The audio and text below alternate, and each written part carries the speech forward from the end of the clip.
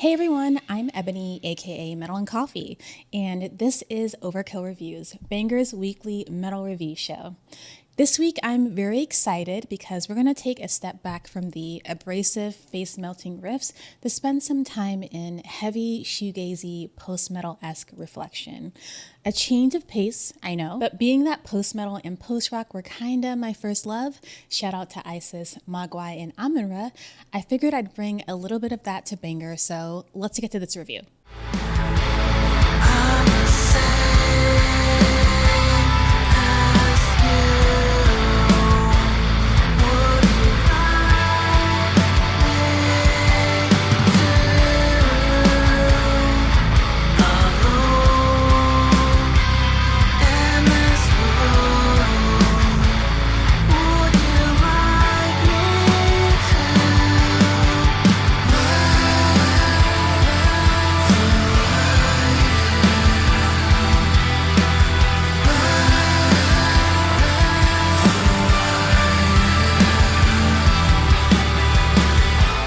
This week, I'm going to be reviewing SOM's third studio album, Let the Light In. It was released on March 14th via Pelagic Records. At its core, SOM is an atmospheric rock band that blends crushing heaviness with dreamy textures. Some call it doomgaze, others say doom pop. Who cares really? Labels are whatever. The band features former and current members of Caspian, Rosetta, Junius, and Constance, all bands I absolutely wore out in the 2000s and 2010s. The lineup includes Will Benoit on vocals and bass, Mike Rapesh Nieves on guitar, Joel Reynolds on guitar, and Justin Forrest on drums. Their sound fits alongside bands like Hangman's Chair, Nothing, Iris, and Grey Wave. Melancholic doom yet dreamy. I remember when they dropped their 2021 single Youth Decay, and I played that nearly every day for 2 weeks. The ethereal volume in the vocal play on that track is simply unreal.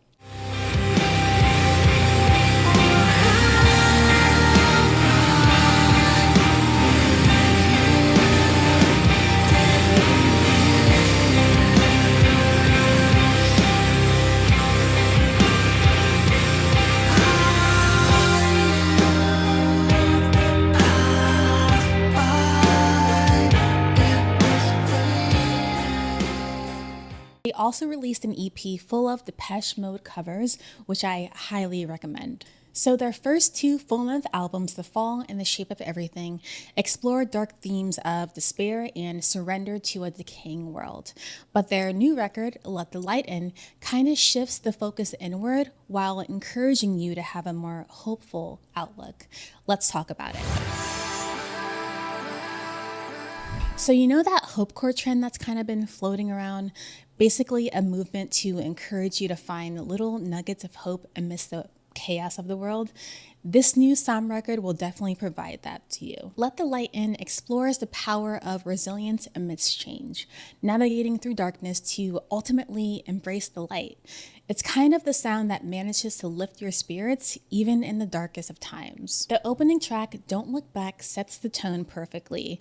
The underlying heaviness, paired with airy, whispery vocals, makes you feel like you're soaking in rays of sunshine, even as the world around you feels kind of dim.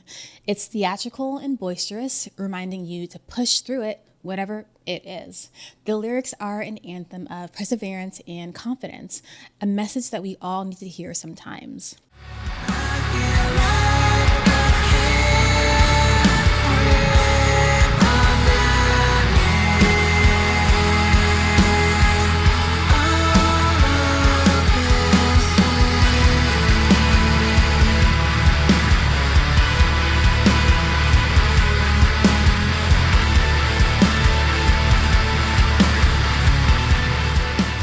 The recurring theme of letting the light in is woven all throughout this record, with the title track and the closing track, The Light, serving as key moments in this journey.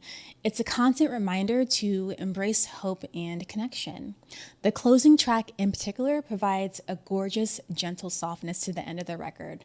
The comforting ambience in the intro is a perfect contrast to the album's intensity, offering a sense of peace and reflection. The atmosphere is immersive and very uplifting. But while the album succeeds in creating an emotional journey, there are moments that could land with even more impact. Another aspect of this record that stands out is how catchy some of the vocal harmonies and guitar riffs can be, and Chemicals stand out as one of my favorites. The vocalization is key here, with the use of slight delay and airy effects giving it a dreamlike quality that complements the music kind of perfectly. It yields to singing along easily as well. There's also that signature shoegazy tremolo sparkling through at moments that enhance the instrumentation. It's like SOM knows exactly when to pause, letting you soak in the sound before building back up into a beautiful crescendo. This is also noticeable in the track Give Blood, where the dynamics are also pulled off very well.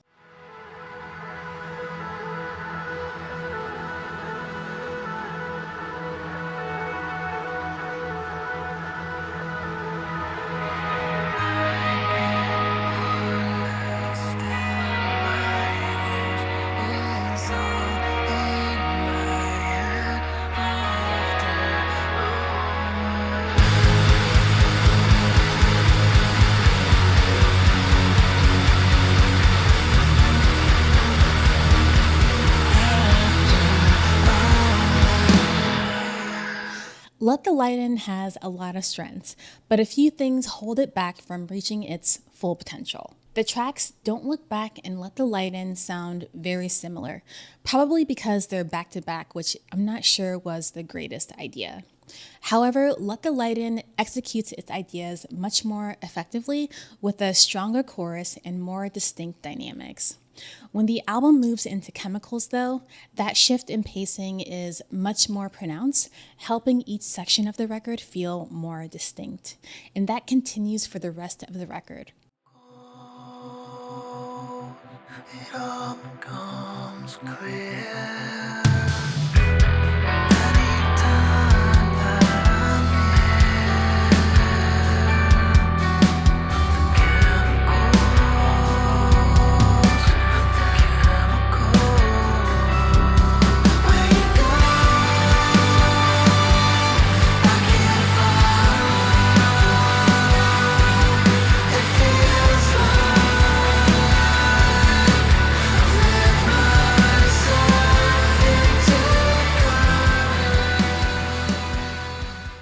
That brings me to another point.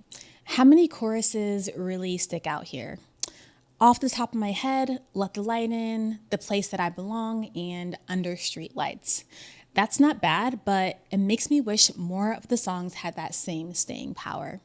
SOM excels when they craft these huge, memorable moments, but in the spaces where that energy fades, you might end up skipping around the album to get to the highlights.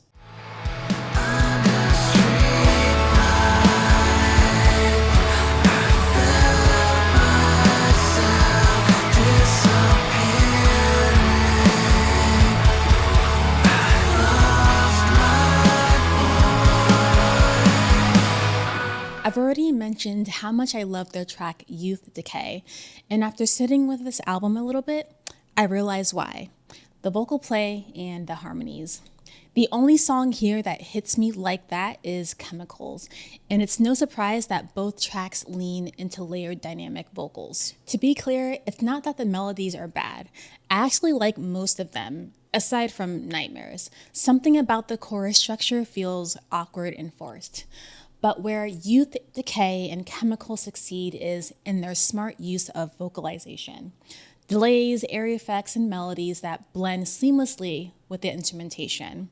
If more songs tickled my brain like that with the vocal variation, it would elevate the album as a whole. Those are the moments that stick with you long after the record stops.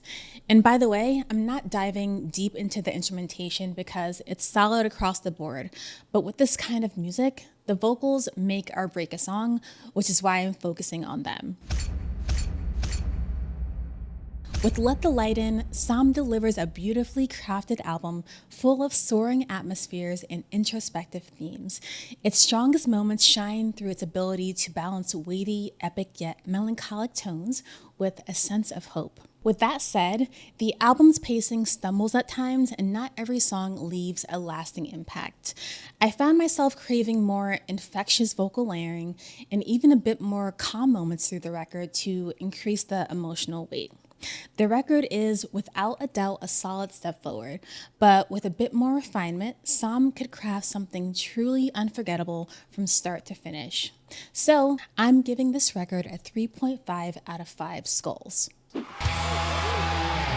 All right, so it's time for shout-outs. First one is going to a blackened prog metal band from Oakland, California called Dawn of Ouroboros. I'd actually never heard of this band before this new record, Bioluminescence, but I fell in love with their sound. They get super technical at times too, so I highly recommend it. The next one goes out to noisy New England band Jackal Twins. Cuzco is their independently released debut record, and it takes you on a psychedelic mathcore trip. A lot of hardcore influences like Dillinger Escape Plan and Blood Brothers. I legit put on Car Bomb after listening to it because I didn't want my brain to stop being rearranged. So I definitely recommend that you check it out. That's it for this review. Let me know what your thoughts are in the comments and even share your favorite shoegaze and post-metal bands. I would love to hear it. But until then, see you later, metalheads.